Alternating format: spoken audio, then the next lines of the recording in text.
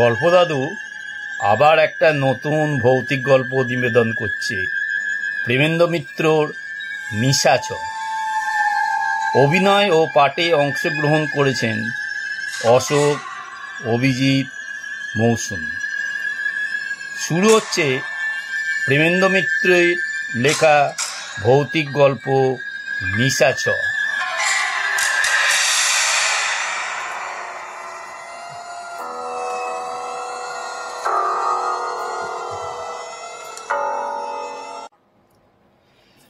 10 বছর আগে বাংলার দুটি স্বামী স্ত্রীর সাধারণ এক দাম্পত্য কলহের যে নিদারুণ পরিসমাপ্তি ঘটেছিল, আজ তার কথাই বলছি।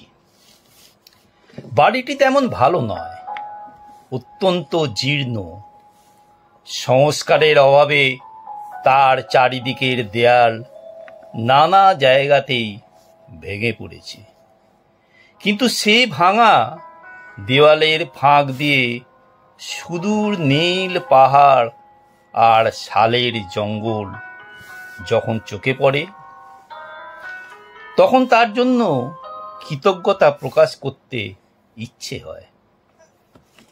ছোট খড়ের দেয়াল, বাড়িটি সংকীর্ণ বারান্দায় দাঁড়িয়ে কতদিন অমলা দূরের নীল পাহাড় শ্রেণীর দিকে চেয়ে আর চোখ ফেরাতে পারেনি। এমনটি আর সে কখনো দেখেনি। বাংলার সমতল আগাছা আচ্ছন্ন পল্লী সে মেয়ে। পৃথিবী যে এমন সুন্দর এই ধারণাই তার ছিল না। কাজ করতে করতে দিনে অন্তত 100 বার সে বারান্দায় খানিকক্ষণের জন্য দাঁড়িয়ে দূরের পাহাড়ের দিকে চেয়ে থাকে। স্বামীকে সারা দিন অন্তত 100 বার দিনে ঘুরে ফিরে সেই একই কথা বলে, ভারী সুন্দর দেশ না গো। বিভূতিভূষণের এত উৎসাহ নেই, শুধু সংক্ষেপে বলে, সায় দেয়। পৃথিবীর সৌন্দর্য দেখে তারিফ করবার সময় নেই, তাকে অনেক কিছু ভাবতে হয়। 1 মাসের ছুটি মঞ্জুর হয়েছে, তাও আবার অর্ধেক মাইনে। ছুটি ফুরোলে আর একটা দরখাস্ত করতে হবে, কিন্তু মনিবের আর গ্রাহ্য করবে বলে মনে হয় না। অথচ 1 মাসে কি বা এমন সারবে? দিন 20 হয়ে গেল, তবু নিয়মিত জ্বর এখনো আসছে।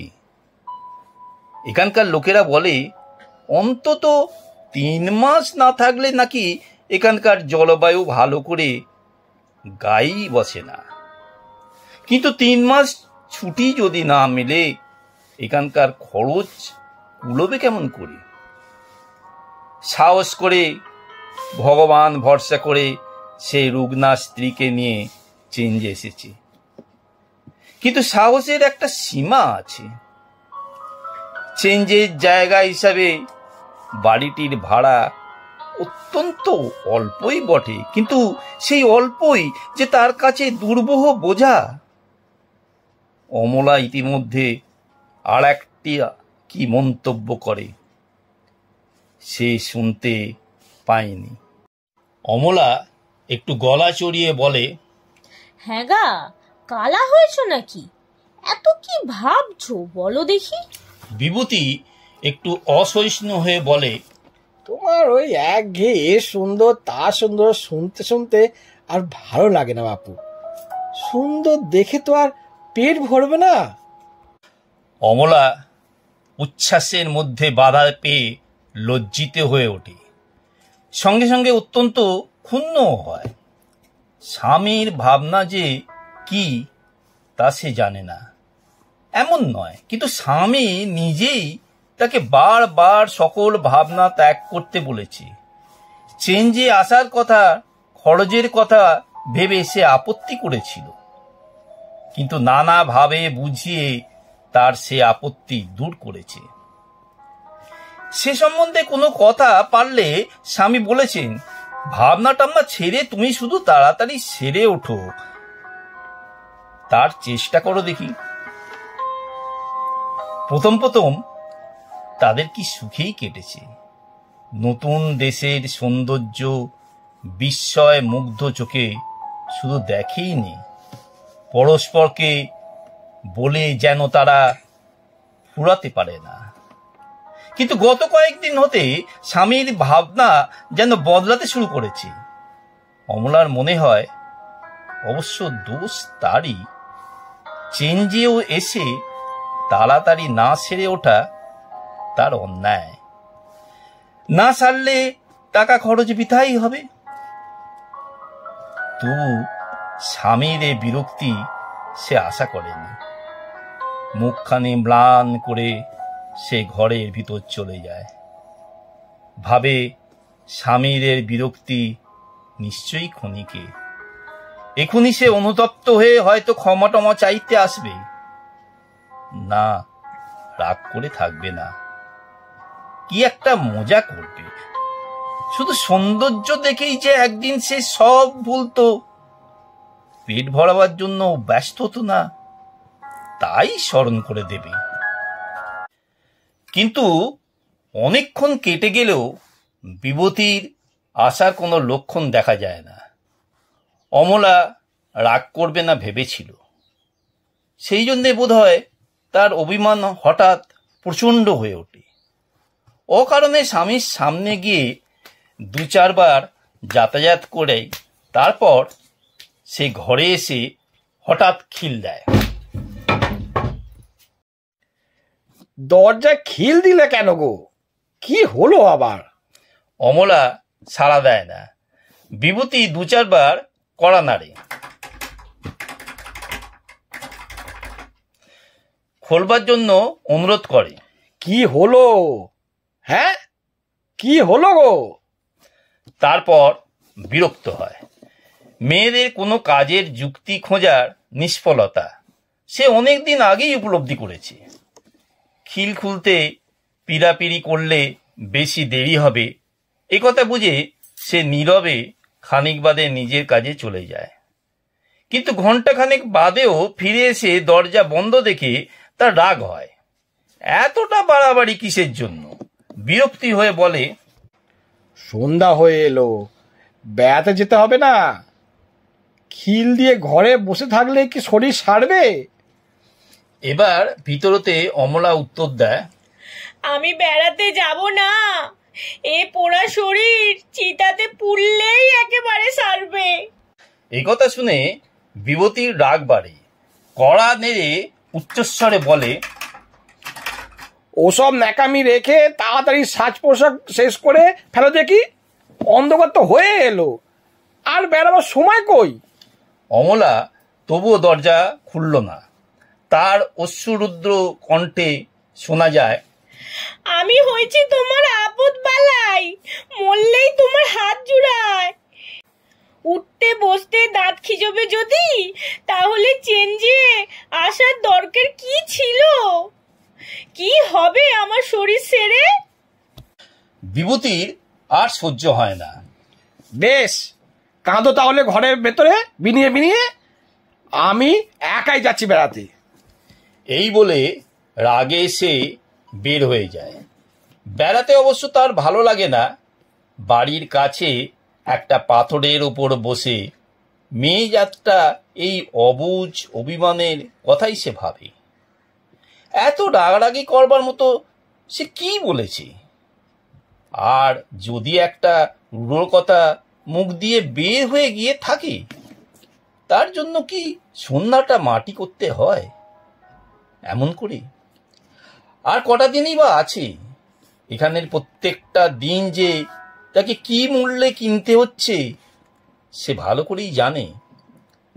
এই কটা দিনের উপর সে ভরসা করে আছে। অমলার জ্বর যেভাবেই হোক সারানো চাই। তার ভেতর এই মূল্যবান দিনের একটি নষ্ট হয়ে গেলে ভেবে দুঃখের আর সীমা থাকে না। কে জানে কতটা উপকার এই দিনটিতে হতে পারত। হয়তো কাল জ্বর আসতো না। অন্ধকার হতেই সে বিষণ্ণ মনে বাড়ি ফিরে এলো। অমলা ঘর হতে বাইরে এসেছে। বেড়াতে না যাক, উনুন ধরিয়ে রান্না চড়াতেই ভোলেনি। বিভূতির রাগ পড়ে তখন ক্ষোভ এসেছে।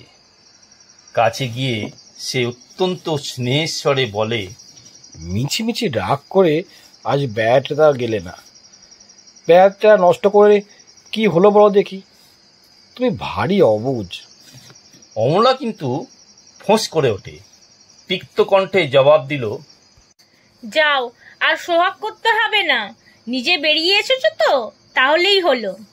বিভূতি আঘাত পেয়েও হেসে স্নিগ্ধ স্বরে বলল, বাবরে, এখনো রাগ যায়নি তোমার? তোমার ভালোর জন্যই তো বলছি লক্ষ্মীটি। রাগ করে শরীরে ক্ষতি এমন কেউ করে? অমলা রেগে বলল, আমার ভালো তো তুমি খুবই চাও। চেঞ্জে আনতে টাকা খরচ হয়েছে বলে বুক টনটন করছে, উঠতে বসতে মুখ নাড়া দিচ্ছ তাই।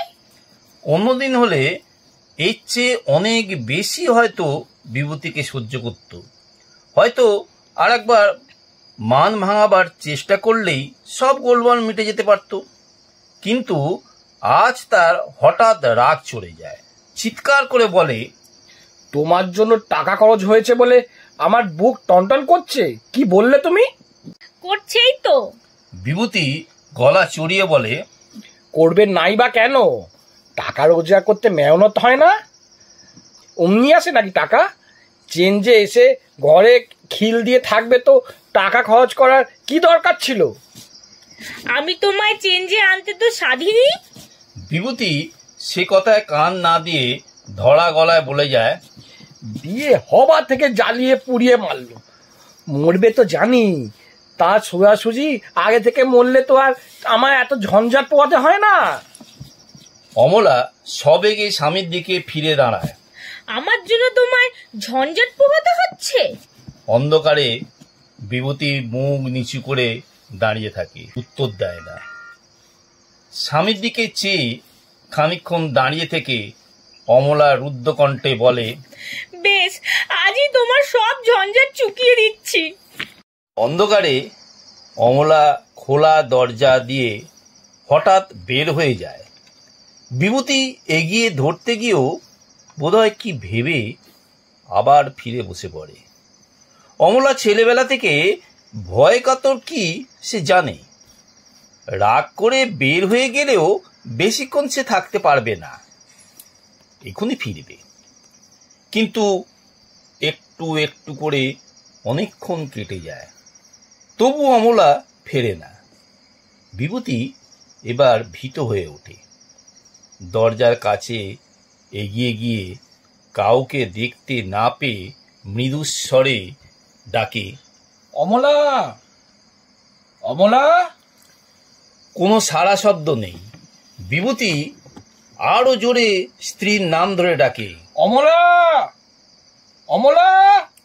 তবু কোনো উত্তর মেলে না। অমলা, অমলা। এক অজানিত আশঙ্কায় তার বুক কেঁপে ওঠে। ঘরে এসে লণ্ঠন জেলে নিয়ে সে দ্রুত পদে অমলাকে খুঁজতে বের হয়ে যায়। নিস্তব্ধ অন্ধকার রাত্রি, তারই মাঝে সুদূর পথে থেকে বিভূতিভূষণের ব্যাকুল কাতর আহ্বান শোনা যায়, অমলা, অমলা, অমলা।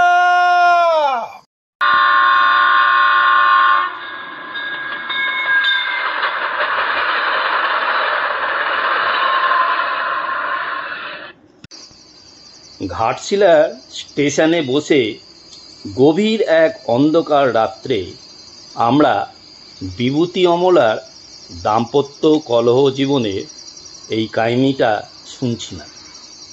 কেমন করে কি অবস্থায় শুনেছিলাম তার বিবরণ বড় অদ্ভুত। ছিলাম চক্রধরপুরে।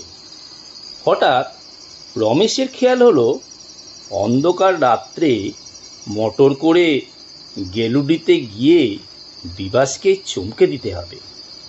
আগের দিন সকালবেলা বিবাসের বাড়ি থেকে 3 জন মোটর করে চক্রধরপুর রওনা হয়েছিলাম। হঠাৎ পরের দিন গভীর রাত্রে তার দরজায় গিয়ে ডাক দিলে বিস্মিত হবার কথা। শুধু বিভাসকে চমকে দেবার জন্য এই রাত্রে এতখানি পথ যাবার তেমন ইচ্ছা আমার ও বীরেনের কারোরই ছিল না। কিন্তু রমেশের উৎসাহ দমিয়ে রাখা কঠিন। শেষ পর্যন্ত তার প্রস্তাবে রাজি হতে হলো। গোল বাঁধল শুধু সোফারকে নিয়ে। স্পষ্ট না বললেও ভাবে বোঝা গেল এই অন্ধকার রাত্রে মোটর হেঁকে যেতে তার বিশেষ আপত্তি আছে। সেই সম্বন্ধে সবিশেষ প্রশ্ন করে মনে হলো ভয়টা তার পার্থিব কোনো প্রাণী বা দ্রব্য বিশেষের জন্য নয়, তার ভয় ভৌতিক। এ পথে রাত্রে মোটর চালানো নাকি মোটেই নিরাপদ নয়। কিন্তু তার কোনো আপত্তি রমেশ ধর্তব্যে আনল না। সুতরাং সন্ধ্যার খানিক বাদেই রওনা হলাম। পরিষ্কার সোজা পথ গাঢ় অন্ধকারের ভিতর দিয়ে আমাদের প্রখর হেডলাইট সে পথ ভেদ করে চলেছে। মনে হয় অন্ধকারের ভিতর হতে আমাদের আলোর পথ প্রতি মুহূর্তে আমরা সৃষ্টি করে চলেছি। যে বেগে মোটর চলছিল তাতে পৌঁছতে অতিরিক্ত দেরি হবার কথা নয়। রমেশ তার পাটা সামনের সিটের উপর তুলে দিয়ে আরামে মাথা হেলান দিয়ে পড়ল, কি আরাম বলো দেখি, এমন অন্ধকার রাতে মোটর চালাবার মতো মজা আছে? তো এমনি পথে। বীরেন বলল, কিন্তু কি ভয়ঙ্কর অন্ধকার বলো দেখি, মনে হয় যেন আমাদের হেডলাইটটাকে সব ঠেলে এগোতে হচ্ছে। রমেশ কি একটা বলতে যাচ্ছিল, কিন্তু বলা হলো না। হঠাৎ সার্চ লাইটটা নিভে গেল, আর সেই মুহূর্তে মনে হলো আমাদের চার ধারের অন্ধকার যেন ওত পেতে বসেছিল। আলো নিভতে না নিভতেই একেবারে সবেগে এসে ঘিরে ধরল। বীরেন বলল, এ কি? সোফার গাড়ি থামিয়ে নেবে বলল, কি জানি বুঝতে পারছি না। তার কণ্ঠস্বরে সম্মানের চেয়ে ভয় ও বিরক্তির পরিচয় বেশি পেলাম। দুধারে ঘন জঙ্গল, তার মাঝে সেই নির্জন পথে অন্ধকারে শুধু দেশলাইয়ের আলো সম্বল করে অনেকক্ষণ ধরে সোফার হেডলাইট জ্বালাবার বৃথা চেষ্টা করে অবশেষে বলল, না, এ আর জ্বলবে না। তাহলে উপায়? সোফার বলল, গাড়ি অন্য আলো জ্বলবে এমন মনে হচ্ছে, কিন্তু তাতে পথ ভালো দেখা যাবে না। রমেশ বলল, তাই জেলে চলো, এইখান থেকে আর ফেরা যায়। তাই হলো। মোটরের সামান্য আলোয় যে দুর্ভেদ্য অন্ধকার যতটুকু দূর করা যায় তাই করে আবার অগ্রসর হতে শুরু করল। আলোর জোর নেই, সুতরাং গাড়ির বেগ একটু কমিয়ে চলতে হলো। বীরেন বলল, চিনে ঠিক যেতে পারবে তো? প্রশ্নটা সকলের মনেই উঠেছিল। সোফার বলল, তা কেমন করে বলি বাবু, একবার মাত্র তো এ পথে এসেছি, তাও দিনের বেলা। তার গলায় বিরক্তি স্বর এবার স্পষ্ট, কিন্তু তখন তার লক্ষ্য করবার সময় নেই। ভীতভাবে বীরেন বলল, তো পথ ভুল হলে এই অজানা জায়গায় কি ভয় হয় বলো তো? সোপার কথা বলল না। মনে মনে রমেশের উপর রাগ হচ্ছিল। গুমারতুমি করে অন্ধকার রাত্রে অজানা বিপদ সংকুল পথে এমন করে তার জেদেই বার হতে হয়েছে। বীরেন বলল, ধরো যদি ইঞ্জিনটা কোনোভাবে খারাপ হয়ে যায়? এবং এই সম্ভাবনা ভালো করে হৃদয়গম করবার আগেই আবার বলল, এসব বনে বাঘ আছে জানো তো? রমেশ আশ্বাস দেওয়ার জন্য হেসে বলল, বড় খারাপ হবে এমন আজগুবি ভাবছেন না কেন? কিন্তু তার কণ্ঠস্বরে মনে হলো তার নিজের কথায় নিজেরই আস্থায় একান্ত অভাব। তারপর খানিকক্ষণ সবাই নীরবে চললাম। চারিদিকের নিস্তব্ধতা ও অন্ধকার আমাদের ছোট মোটরের ক্ষীণ আলোয় আমরা ক্ষীণভাবে ভেদ করে চলেছি।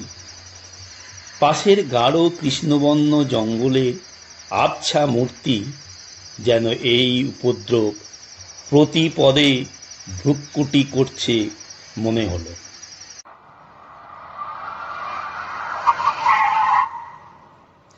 মোটরের সামান্য একটা বেয়ারা শব্দেই বুক কেঁপে উঠল। এই বুঝি বন্ধ হয়ে যায়। কিন্তু মোটর বন্ধ হওয়ার সমান বিপদই শেষ পর্যন্ত হলো। কত মাইল কতক্ষণ ধরে তখন এসেছে বলতে পারি না। হঠাৎ এক জায়গায় মোটর পার হওয়ার কথা বলে মনে হচ্ছে। রমেশ বলল, পার হয়ে আসেনি দেখেছো? ঠিক দেখেছি বই কি। এরপর আর কি করা যাবে? কিছুই ঠিক করতে পারলাম না। এখানতে আগানো বা পিছানো সমান বিপদ। এই অন্ধকার রাত্রে গহন জঙ্গলের মাঝে এদিক ওদিক ঘুরে মাঝপথে পেট্রোল ফুরিয়ে যায় তাহলেই সর্বনাশ। কি করা উচিত ভাবছি এমন সময় বীরেন বলল, রসো রসো একটা আলু দেখা যাচ্ছে, দেখছো? সত্যি আলোই তো বটে। অদূরে কে একজন লণ্ঠন হাতে করে আমাদের দিকেই আসতে দেখলাম। লোকটি আর যাই হোক প্রিয় দর্শন না। অন্ধকার রাতে তাকে হঠাৎ দেখে আঁতকে উঠবার কথা। শীর্ণ দেহ, শীর্ণ ঝাঁকড়া চুল, সেই শীর্ণ মুখের ফনার মতো উঁচিয়ে আছে। হাড় বার করা মুখে সবচেয়ে অদ্ভুত তার কোটর নিবিষ্ট চোখ দুটি। হঠাৎ থেকে মনে হয় বুঝি উন্মাদ। কিন্তু তখন অত বিচারের সময় ছিল না। জিজ্ঞেস করলাম, এই রাস্তায় কি গেলুটি যায় জানো? লোকটার ধরন ধারণও কেমন অদ্ভুত। খানিক সে আমাদের কথায় কোনো উত্তরই দিল না। হয়তো সে শুনতেই পায়নি ভেবে আবার জিজ্ঞেস করতে যাচ্ছি, এমন সময় অত্যন্ত গম্ভীর ভাবে বলল, এই পথে বটে। লোকটি কথার ধরন দেখে কিন্তু কেমন সন্দেহ হলো। ঠিক জানো তো? এতক্ষণে সে অত্যন্ত তীক্ষ্ণ দৃষ্টিতে আমাদের পর্যবেক্ষণ করছিল। আমার কথায় হঠাৎ রেগে বলল, এইখানে 20 বছর ধরে আছি আর গেলুরির পথ জানি না। যাক, হয়তো তার কথা সত্য। সোপার আবার গাড়ি ছেড়ে দিল। বীরেন বলল, যা হবার হয়ে গেছে, এখন চলো, সামনে যত দূর পথ মেলে। বহুক্ষণ প্রায় ঘন্টা দুয়েক হবে এইভাবে চলবার পর এক জায়গায় এসে কিন্তু থেকে গেলাম। সামনে পথ দুভাগ হয়ে চলে গেছে। সোপার বলল, কোনটায় যাব বুঝতে পারছি না। এবার সমস্যা সত্যিই দারুণ। দুটো পথই যে ঠিক নয় এটুকু বুঝবার জন্য বেশি বুদ্ধির দরকার নেই, কিন্তু কোন পথে যাওয়া যায় গাড়ি থামিয়ে আমরা সেই তর্ক করছি। এমন সময় বীরেন বলল, না, বিধাতা আমাদের সহায়, ওই আর একটা আলো দেখা যাচ্ছে। এবারেও একটা লোক আলো নিয়ে এসেছিল বটে। বললাম, এই জঙ্গলের মাঝে মানুষ থাকতে পারে ভাবিনি। এবারের লোকটি কাছে আসতেই সবারই তাকে পথ জিজ্ঞেস করল। লোকটি বিড়বিড় করে কি বলল শুনতে পেলাম না, কিন্তু সোপাকে তাড়াতাড়ি গাড়ি চালাতে দেখে বুঝলাম সে এবার রাস্তা বুঝেছে। হঠাৎ বীরেন বলল, দাও দাও দাও, গাড়িটা একটু থামাও তো। তার উত্তেজিত ভাব দেখে সবাই বললাম, কেন? বীরেন কম্পিত গলায় বলল, লোকটাকে লক্ষ্য করেছো তোমরা? আমাদের উত্তরের অপেক্ষা না করেই বলল, হ্যাঁ, প্রথম যে লোকটা আমাদের পথ বলে দেয় একেবারে হুবহু সেই লোক। ঠিক অমনি একটা সন্দেহ আমারও হচ্ছিল, কিন্তু ভয় ধরা পড়বার লজ্জায় বলতে পারিনি। বীরেনের কথায় সর্বাঙ্গে কাঁটা দিয়ে উঠল। যথাসাধ্য সাহস সংগ্রহ করবার চেষ্টা করে বললাম, কিন্তু তাকে প্রায় 20 মাইল দূরে ফেলে এসেছি। সেই তো আশ্চর্য ব্যাপার, এই জনমানবহীন জঙ্গলের পথে দুবার মানুষের দেখা পাওয়াটাই অদ্ভুত ব্যাপার। তার উপর 20 মাইল পার হয়ে সেই একই লোক। সোপার হঠাৎ গিয়ার বদলে দ্বিগুণ বেগে গাড়ি ছেড়ে দিল। আমি হাতকে উঠে বললাম, ও কি করছো? সেও তিক্ত কণ্ঠে বলল, কি করবো বাবু, আমার প্রাণের ভয় নেই নাকি? বললাম, তুমিও দেখেছো নাকি? সোপার পিছনে না ফিরে ভীতস্বরে বলল, দেখিনি। দেখিনি তো অত তাড়াতাড়ি গাড়ি ছেড়ে দিলাম কেন? পর মুহূর্তেই আমরা সকলে একসঙ্গে হই হই করে চিৎকার করে কি হয়েছে? সোপার প্রাণপণে ব্রেক কষে গাড়ি রুখতে গেল। গাড়ি থামলো না। স্টিয়ারিং হুইল একবারে পাক খেয়ে পাশের গড়ানের খাদ দিয়ে হড়হড় করে নেমে চলল। সামনের দিকে চেয়ে সেই ভয়ঙ্কর মুহূর্তে দেখতে পেলাম গভীর জলে তার আলোয় সামান্য চিকচিক করছে। বুঝলাম তার তলেই আমাদের সমাধি হতে চলেছে। ভয়ে চোখ বুঝলাম, কিন্তু শেষ পর্যন্ত রক্ষা পেলাম। সামনে বুঝি উঁচু একটা তারের জাল ছিল, তাতে গাড়ি আটকে গেল। এরকম অবস্থায় গাড়ি উল্টে যাবার কথা, কিন্তু ভাগ্যক্রমে তা যায়নি। চোখ খুলে দেখলাম প্রবল ঝাঁকুনি খেয়েও অক্ষত শরীরে সবাই রক্ষা পেয়েছি। প্রথম কথা বলল বীরেন, আতঙ্কের স্বরে বলল, লোকটা একেবারে কি বুকের উপর দিয়ে গাড়ি গেছে? হ্যাঁ, সোফারের পায়ে আঘাত লেগেছিল। ঘোড়াতে ঘোড়াতে বের হয়ে বলল, কি জানি বাবু, ব্রেক কষতে কষতে গাড়ি ঘুরে গেছে, রোকবার সময় পাইনি। তাড়াতাড়ি বের হয়ে বললাম, এখনই দেখতে হবে, চলো।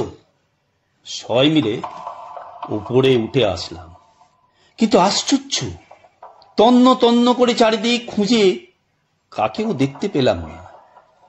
সামান্য কিন্তু নয়, রীতিমতো একটা জোয়ান মানুষ। সবাই মিলে স্পষ্ট তাকে গাড়ির ধাক্কা খেয়ে পড়ে যেতে দেখেছি। তার দেহ এই 1 মিনিটের ভিতর কোথায় উধাও হয়ে যেতে পারে। যেদিকে খাদ সেদিকেও পড়েনি, পড়েছে একবারে সম্পূর্ণ অন্যদিকে। সেখান হতে মৃত বা জীবন্ত কারো 1 মিনিটে অন্তর্ধান হওয়া একবারই সম্ভব নয়।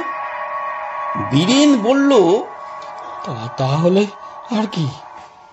তার কথা শেষ করতে হলো না। একই আতঙ্কে সবারই বুক কাঁপছে। বললাম, ও মোটর আজ ওঠানো যাবে না, চলো সবাই মিলে এগিয়ে যাই। রমেশ বলল, কিন্তু কোথায়? বললাম, ওই দূরে কটা লাল আলো দেখা যাচ্ছে, বোধ হচ্ছে যেন স্টেশন একটা হবে। বীরেন বলল, কিন্তু আবার আলো? সেদিন অনেক হয়রানির পর অবশেষে পৌঁছেছিলাম। পথ ভুলে যে কতখানি হয়রানি হয়েছে স্টেশনের নাম দেখে বোঝা গেল। গেলুডি আসতে একেবারে ঘাটশিলা এসেছি। গভীর রাতে স্টেশনে তখন এক সিগন্যালম্যান জেগেছিলেন। লোকটি অত্যন্ত ভদ্র। আমাদের সাদর অভ্যর্থনা করে আশ্রয় দিয়ে বললেন, আজকে রাতটা এখানে থাকুন, কাল আপনাদের মোটর তোলবার ব্যবস্থা করে দেব। ঘুমাবার ব্যবস্থা এক প্রকার তিনি করে দিয়েছিলেন, কিন্তু তখন আর ঘুমাবার প্রবৃত্তি নেই। তাকে সমস্ত দুর্ঘটনার কাহিনী বললাম। ভদ্রলোক গম্ভীর হয়ে বললেন, আপনারা জানেন না তাই, নইলে এই অঞ্চলে সাহেব শুভরাও রাতে ও পথে মোটর নিয়ে বেরোন না। আপনারা তবু প্রাণে বেঁচেছেন। 5-6টা মোটরের লোকজন সমেত এই রাতে আশ্চর্যভাবে চুরমার হয়ে গেছে। সভয়ে জিজ্ঞেস করলাম, কিন্তু কি ব্যাপার মশাই? শুনি মোটরের উপরই তার যত আক্রোশ। সারা রাত নাকি অমন লণ্ঠন নিয়ে এই পথে ঘুরে বেড়ায়। ভীত কণ্ঠে জিজ্ঞেস করলাম, কে? স্টেশন সিগন্যালার মশাই ধীরে ধীরে বললেন, 10 বছর আগে এখানকার একটি লোক রাতে তার স্ত্রীকে খুঁজতে বেরিয়েছিলেন, আর বাড়ি ফেরেননি। তারপর একটু থেমে বললেন, ওই পথে সে মোটর চাপা পড়ে মারা যান।